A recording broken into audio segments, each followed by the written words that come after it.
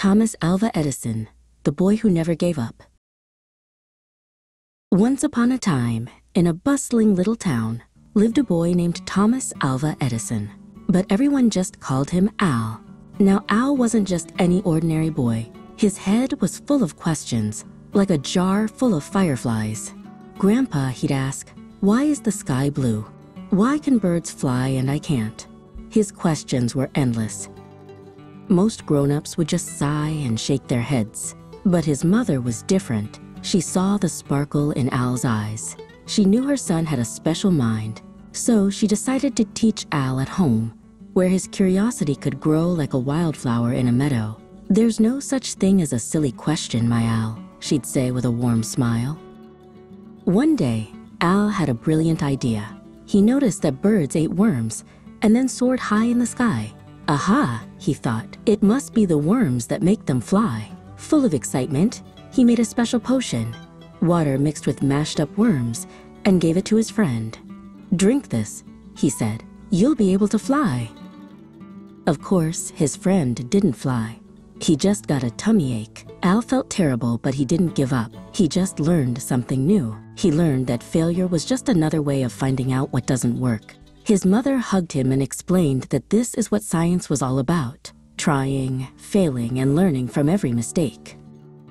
As Al got older, he turned his basement into his very first laboratory. It was filled with bottles, wires, and all sorts of strange gadgets. It smelled like adventure. It was there he spent hours and hours, mixing and testing, trying to turn his what-ifs into "watch this." To earn money for his experiments, Al started selling newspapers on the train. But even there, amidst the clatter of the wheels and the whistle of the engine, his mind never rested.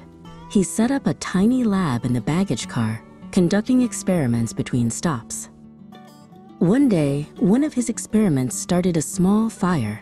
The grumpy conductor was furious. He threw Al and all of his equipment right off the train. It was a sad day, but did it stop Al? Of course not. It just made him more determined. Years later, a grown-up Thomas faced his biggest challenge yet: creating a safe, long-lasting electric light bulb. Everyone said it was impossible. "You're wasting your time," they said. But Thomas just smiled. He tried thousands, yes, thousands of different materials to make his light bulb glow.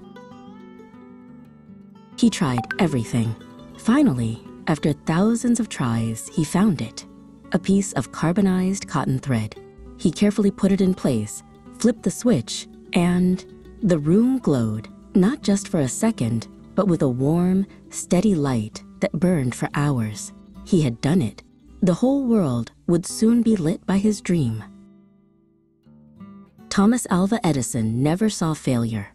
He once said, "I have not failed. I've just found 10,000 ways that won't work. So remember, my grandchild, every oops and uh-oh is just a step on the way to your own amazing aha moment." Never, ever give up on your curiosity.